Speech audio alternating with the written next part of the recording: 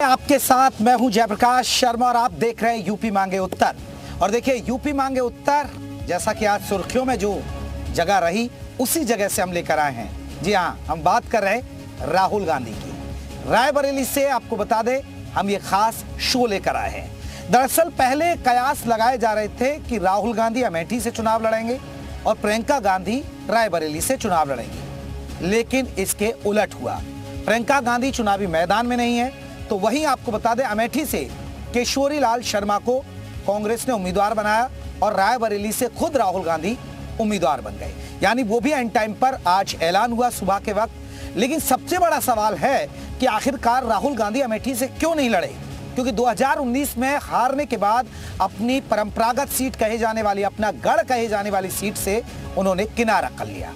अब कहीं ना कहीं इस पर बीजेपी चुटकी ले रही है, बीजेपी हमलावर है, क्योंकि सवाल इसलिए उठ रहा है कि राहुल गांधी अमेठी वो जगह है जहां से कभी राजीव गांधी सांसद बने थे। आज अपने पिता की सीट को छोड़कर वो अब अपनी मां की सीट पर चुनाव लड़ रहे हैं, इसलिए सवाल उठ रहे हैं। क्योंकि वो जंग बड़ी रोचक होती अगर स्मृति ईरानी और आपको बता दें राहुल गांधी के बीच टक्कर होती तो बड़ी हाई प्रोफाइल और हॉट सीट मानी जाती अमेठी, लेकिन अमेठी को वो छोड़ गए और बीजेपी कह रही है कि राहुल गांधी रन छोड़कर भाग गए हैं। और इसी पर आपको बता दें कि राहुल गांधी अमेठी से नहीं लड़ रहे तो रायबरेली से चुनाव लड़ रहे, इसी पर अब सियासत हो रही है। बीजेपी हमलावर है और वो कह रही है कि रायबरेली के अंदर भी राहुल गांधी को अमेठी की तरह हराएंगे। आज इसी मुद्दे पर हमारी सीधे रायबरेली से चर्चा होगी, लेकिन उससे पहले आप एक रिपोर्ट देखिएगा, फिर हमारे साथ तमाम मेहमान और हमारे आज के सवाल।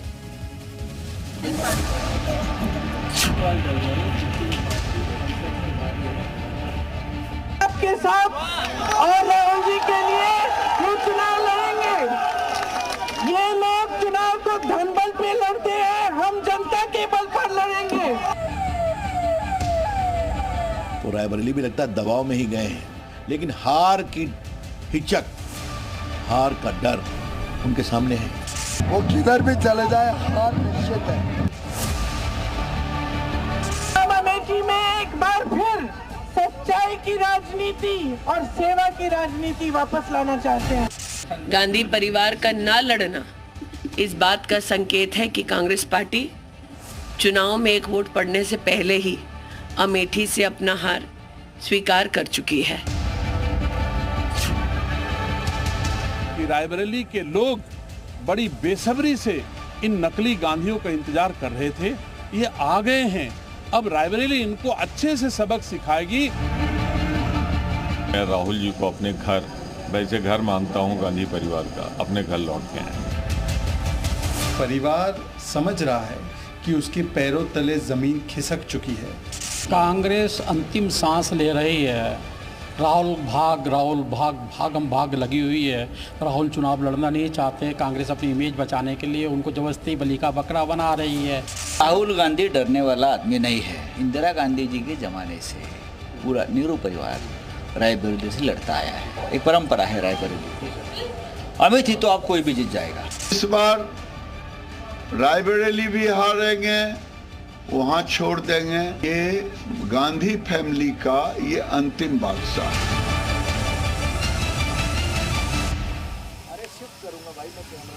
तो चलिए, आपने रिपोर्ट देख ली, बार पलटवार हो रहा है और ये कहा जा रहा है कि ये जो राहुल गांधी का जो गढ़ कहते हैं, गांधी परिवार का गढ़, इस बार बीजेपी कह रही कि ये भी ढह जाएगा। लेकिन आज के हमारे महत्वपूर्ण सवाल, जिनके बिंदुओं पर हम चर्चा करने जा रहे हैं, हमारे महत्वपूर्ण सवाल हैं स्मृति के सामने राहुल का क्या सरेंडर मान लिया जाए, क्योंकि बीजेपी यही कह रही है कि ये स्मृति ईरानी के सामने सरेंडर है।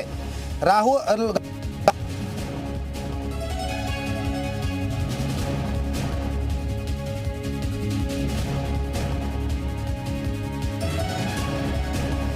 कांग्रेस की गढ़ की लड़ाई किसकी जोश आई, ये हमारे महत्वपूर्ण सवाल। तो चलिए आपको बता दें आज इन्हीं महत्वपूर्ण सवालों पर हम चर्चा करेंगे। सीधे रायबरेली से आप देख रहे हैं यूपी मांगे उत्तर और हमारे साथ तीन खास मेहमान जुड़ गए। अपने मेहमानों को मैं जल्दी से परिचय करा दूं। अनिला सिंह प्रवक्ता हैं बीजेपी की और हमारे साथ अभिमन्यु त्यागी हैं, प्रवक्ता हैं कांग्रेस के। मनोज राजन त्रिपाठी जी रहेंगे हमारे साथ, राजनीतिक विश्लेषक है। जल्दी से पहले मनोज राजन जी से मैं एक रिएक्शन ले लेता हूं। मनोज राजन जी, कैसे देखते हैं अमेठी से राहुल गांधी का नहीं लड़ना और रायबरेली से लड़ना? बीजेपी कह रही है रन छोड़कर भाग गए। सीधे तौर पर कांग्रेस करीबन ढाई पौने तीन दशक के आसपास से उत्तर प्रदेश में अपनी जमीन खो चुकी है और कांग्रेस के लिए उत्तर प्रदेश का नाम सिर्फ अमेठी और रायबरेली था। अमेठी पिछले चुनाव में राहुल गांधी हारे, ये एक चुनाव हारना नहीं था, ये एक बहुत बड़ी घटना थी। और उसके बाद अगर पिछले चुनाव में एक नारा दिया गया था लड़की हूं लड़ सकती हूं, तो आखिर प्रियंका गांधी को हम लोग रिपोर्टिंग के दौरान से देख रहे हैं कि उनमें इंदिरा गांधी नजर आती है, उनमें स्पार्क नजर आता है। वो अब राजनीति आएंगी, इस बार मुख्यमंत्री पद की दावेदार होंगी, इस बार सांसद बनेंगी, इस बार सोनिया गांधी के रायबरेली से जाके चुनाव लड़ेंगी सोनिया गांधी की जगह। लेकिन सब कुछ विफल, सब कुछ बेकार। चुनाव को रोचक भी बनाने की कोशिश नहीं की गई है और अब तमाम थ्योरी चल रही है कि जब ये सीट आएगी तो राहुल गांधी रायनाड छोड़ देंगे और प्रियंका गांधी को वायनाड दे दिया जाएगा। इसमें मैं सिर्फ इतना कह सकता हूं, ऐसा ना हो स्मृति से हारने के बाद अब अमेठी सिर्फ कांग्रेस की स्मृतियों में ही रह जाए। लेकिन एक छोटा सा सवाल जो आप भी जिक्र करें मनोज जी, फिर मैं बाकी मेहमानों को भी चर्चा करूंगा, क्योंकि ये देखिए आप कह रहे हैं कि ठीक है गढ़ की लड़ाई है, परिवार का गढ़ है, ठीक है आप मान लीजिए, लेकिन एक रास्ता तो साफ बनता है कि राहुल गांधी मान लीजिए जिस तरह यहाँ माहौल है ग्राउंड पर, देखिए गांधी परिवार का गढ़ है, हालांकि कह रहे हैं कि मुकाबला टफ होगा। राहुल गांधी अगर रायबरेली जीत जाते हैं वायनाड तो रायबरेली छोड़ देंगे, प्रियंका आएंगे उपचुनाव में, दोनों बहन भाई सांसद बन जाएंगे, रास्ता साफ, क्या दिक्कत है फिर? जेपी जी मैं तो साफ तौर पर कह रहा हूं कि अभी ही क्यों नहीं अमेठी लड़ी, क्यों नहीं रायबरेली आके खुद प्रियंका को लड़ाया गया, क्यों लगातार प्रियंका गांधी को किनारे क्यों रखा जा रहा है, अमेठी को वॉकओवर क्यों देने की कोशिश की जा रही है। एक करीबन 18 साल से ये चल रहा है कि प्रियंका गांधी में स्पार्क है वो अभी लॉन्च की जाएंगी, प्रियंका गांधी में स्पार्क है वो लॉन्च की जाएंगी।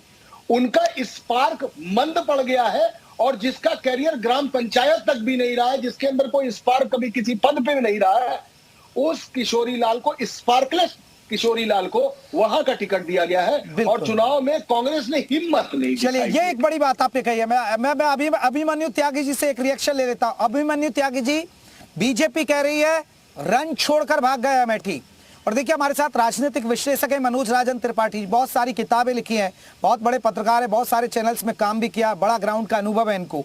वो कह रहे हैं कि आपने वॉक ओवर दे दिया अमेठी से, अगर प्रियंका लड़ती राहुल लड़ते मजा आता सर, देश देखता, हाई प्रोफाइल सीट होती।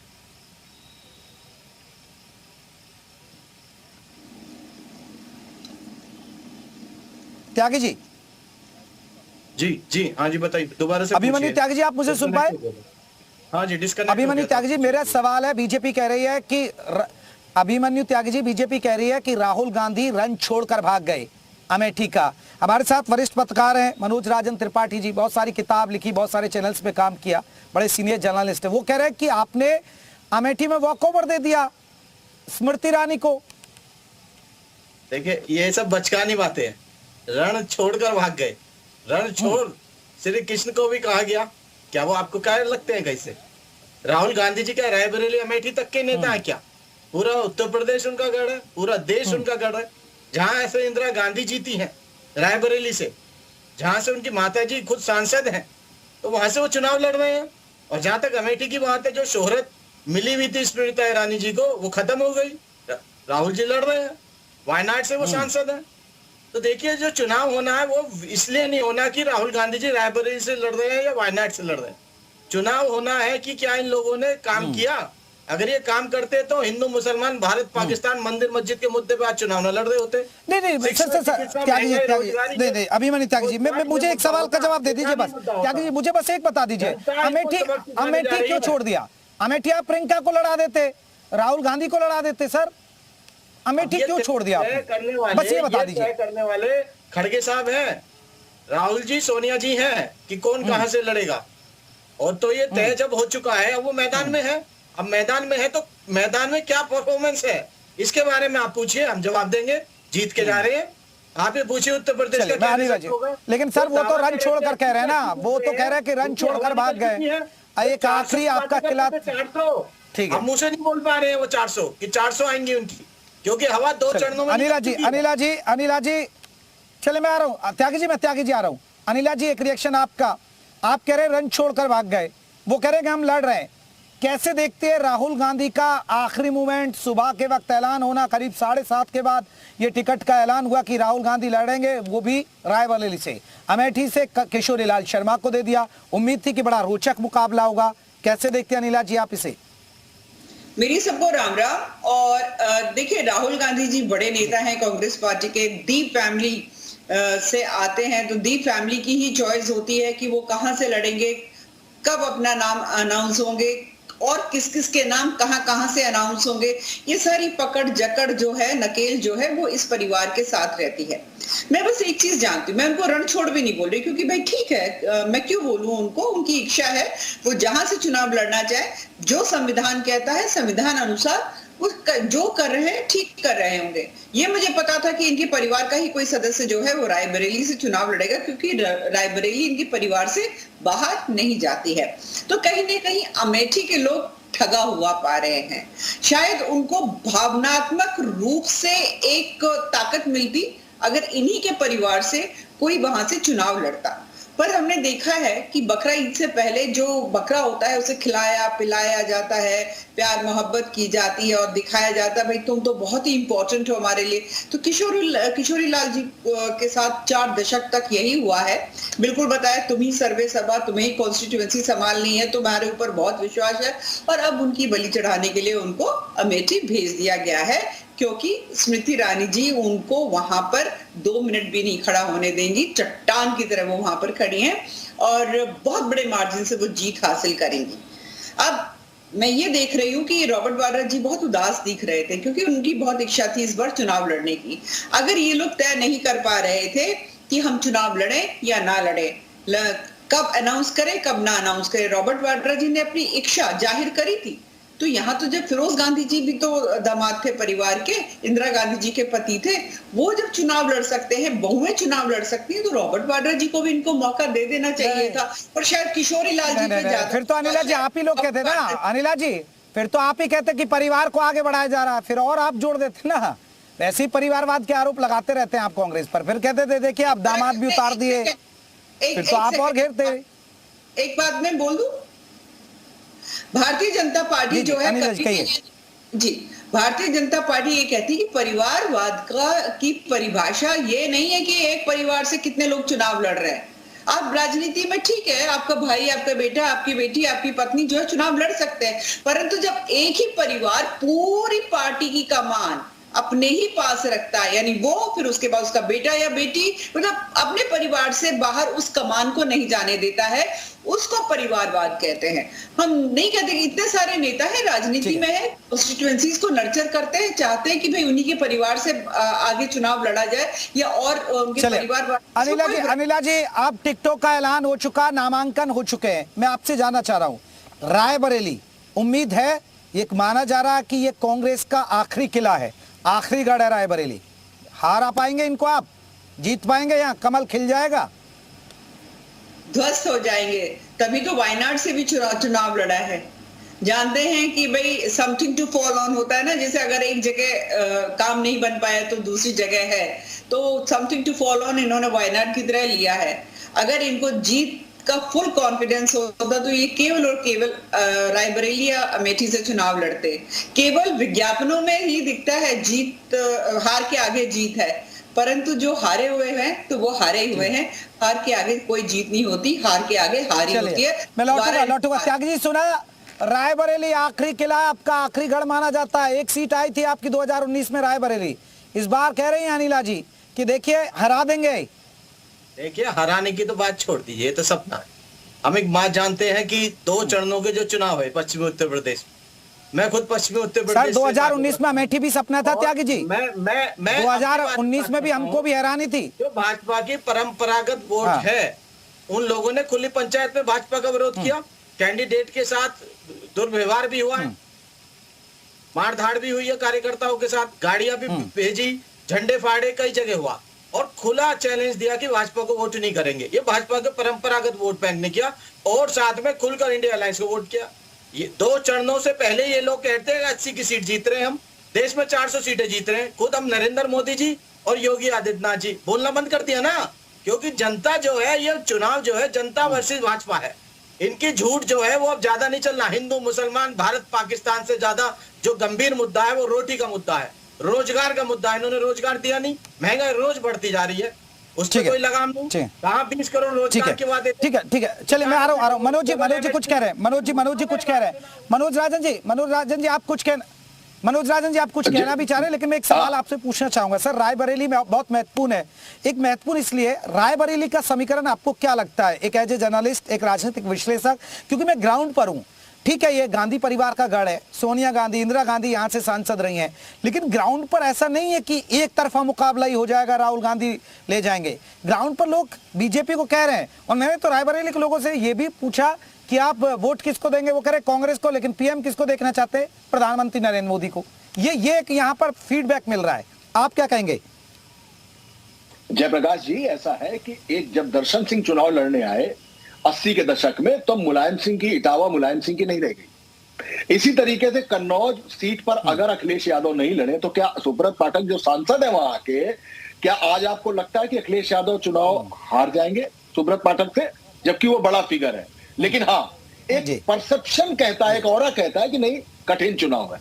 मुझे बताइए कि रायबरेली को सबसे सिक्योर सीट समझा क्यों गया? इसलिए समझा गया क्योंकि वहां की 5 विधानसभाओं में 4 विधानसभाओं पर समाजवादी पार्टी का कब्जा था।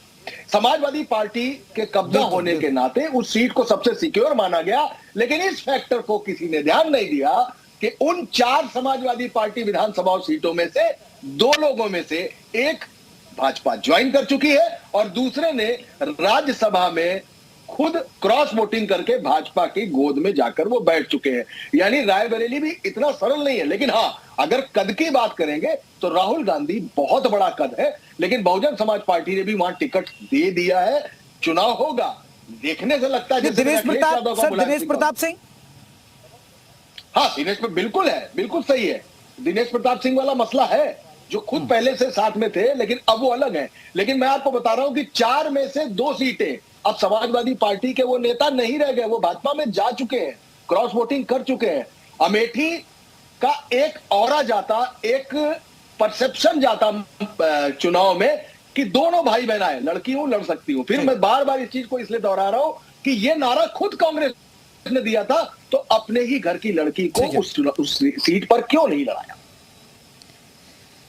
चलिए, मैं अभिमन्यु त्यागी जी, एक बहुत बड़ा सवाल है, क्योंकि देखिए प्रियंका गांधी विधानसभा के चुनाव में बहुत एक्टिव रही। उन्होंने कहा लड़की हूं, लड़ सकती हूं, जो मनोज जी भी जिक्र कर रहे हैं। लेकिन प्रियंका गांधी का यूपी से दूरी कर लेना, फिर एक परिवार, क्योंकि बीजेपी तो कुछ भी कहती है कि देखिए भाई बहनों में तकरार चल रही है। पहले तो था कि रायबरेली से प्रियंका लड़ेंगे, भाई नहीं चाहते कि बहन लड़े। इस तरह के भी आरोप लगा रहे बीजेपी के लोग। तो ये गाँव में कहावत है चंडू खाने की बात, तो बस भाजपा भी कि उन्होंने कहा खाना खाया नहीं खाया, भाई बहन ने एक साथ मिले कि नहीं मिले, माता बेटा बात करते कि नहीं करते, बस वहां तक इनकी बात रह गई है। क्योंकि चुगलखोरी से इन लोगों ने काम किया हमेशा। इन्होंने जो जनता का काम था, जो इनको काम दिया हुआ है, वो काम तो कभी इन्होंने जीवन में किया नहीं। झूठ जुमलेबाजी इन्होंने हमेशा से की है। देखिए, जनता जो है वो मुद्दों पर चुनाव लड़ रही है। अब की बात, जनता मुद्दों पर वोट कर रही है। जनता को रोजगार चाहिए, रोजगार पर जनता वोट कर रही है। और निश्चित तौर पर जो इनके दावे थे वो अभी हवा निकल गई है, सब जानते हैं। 80 अब इनके मुंह से निकलना बंद हो गया। 80 के 80 जीतेंगे, 400 जीतेंगे, वो भी बंद हो गया। और इनका चेहरे के हाव भाव बताने लगा है प्रधानमंत्री जी का कि गड़बड़ हो चुकी है। गड़बड़ ये है कि जो लहर की बातें कर रहे थे वो कहीं नहीं है। चले, मैं लौट रहा हूँ त्यागी जी, लौट रहा हूँ त्यागी जी।